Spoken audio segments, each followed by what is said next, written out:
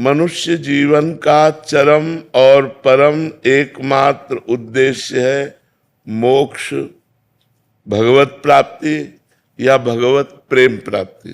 तीन बातें रखी गई, मोक्ष प्राप्ति या भगवत प्राप्ति या भगवत प्रेम प्राप्ति। ये मनुष्य जीवन का चरम और परम लक्ष्य है। जिस मनुष्य जीवन इस महान उद्देश्य की पूर्ति की साधना में लगा दिया गया, वही मनुष्य जीवन धन्य हुआ, सार्थक हुआ, अन्यथा बेकार गया।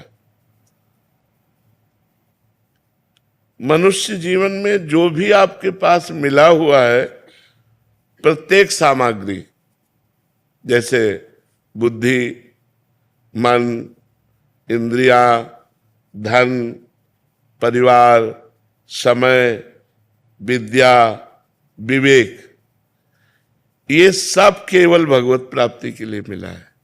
मनुष्य जीवन में आपको जो कुछ भी मिला हुआ है वो केवल भगवत प्राप्ति के लिए मिला हुआ है। तो आपको पूरा प्रयत्न करके इन सब का प्रयोग भगवत प्राप्ति के लिए ही करना चाहिए। यही मनुष्य जीवन की सार्थकता है। अब भगवत प्राप्ति के लिए इनका हम प्रयोग क्या करें? मन, बुद्धि, धन जो भी हमें मिला है, तो बोले मन से निरंतर श्री भगवान के नाम का, रूप का, गुण का चिंतन करो। वाणी से भगवान के नाम का कीर्तन करो, भगवान की लीला कथा को कहो, गाओ।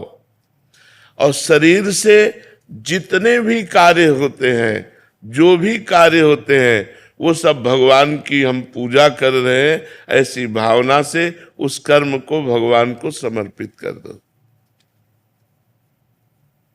प्राणी मात्र में, चाहे वो स्त्री हो या पुरुष हो, जड़ हो या चैतन्य हो, सब में भगवान है। ऐसी भावना से अच्छी तरह जो तुम्हारे सामने आ जाए उसकी सेवा करो। जो तुम्हारे सामने आ जाए अच्छी तरह सेवा करो। जैसे कोई आपसे बात पूछ रहा है तो बहुत अच्छी तरह उत्तर दीजिए। कोई बीमार है, हो सके तो आप उसकी अच्छी सेवा कीजिए। सब में भगवान विराजमान है। कोई प्यासा है, पानी ला के दे दिया। हम यात्रा में जा रहे हैं, बैठे हैं हम अपने सीट पर, रिजर्व सीट है, लेकिन कोई हमें वृद्ध दिखाई दे रहा है, हम खड़े हो जाते हैं, उसे बैठा देते हैं। सब में भगवत भावना करके कि हमारे भगवान सब जीवों में विराजमान है। जहां जैसी जिसको आवश्यकता हो अच्छी तरह से सेवा करो। समस्त जीवों में भगवान विराजमान है, ऐसी भावना करके यदि सेवा करोगे तो तुम्हारे हृदय में भगवान प्रकाशित हो जाएंगे।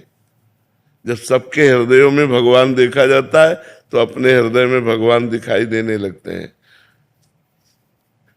सदा सबकी यथा योग्य सेवा करनी चाहिए, पर किसी से अपनी सेवा नहीं करानी चाहिए।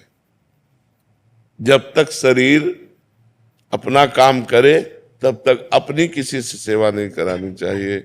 अपने पैर दबवाना, अपने कपड़े धुलवाना या अपने लिए कोई भी कार्य, अपनी सेवा स्वयं करे और दूसरों की सेवा करने का उत्साह रखे।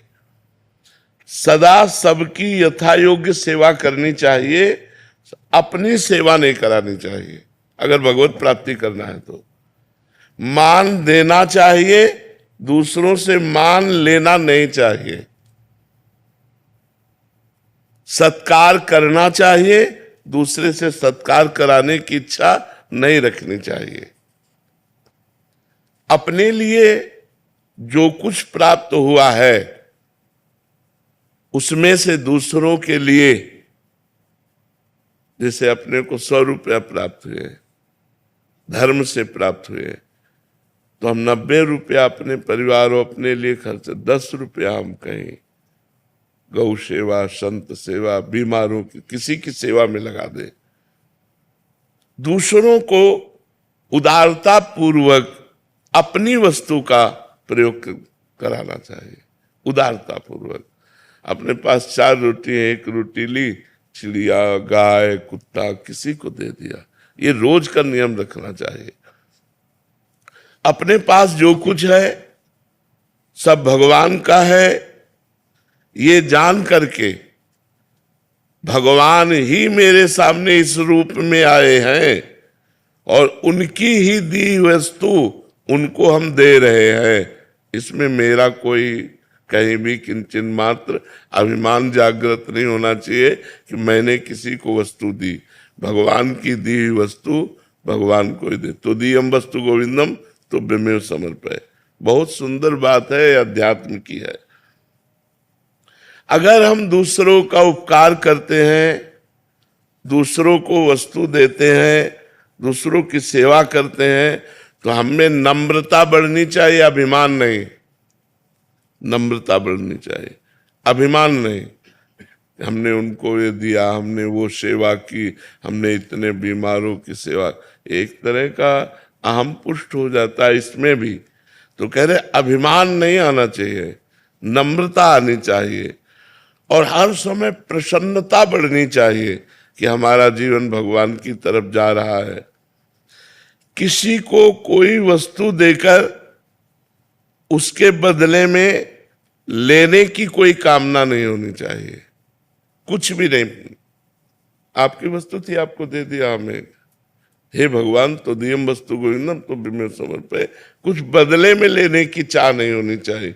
अपने लोगों की चाह होती है, इतनी तो होती है कि वो मुस्कुरा के हमको धन्यवाद कहे। संसार के भोगों में सुख है, ये बात धीरे धीरे मिटा दो।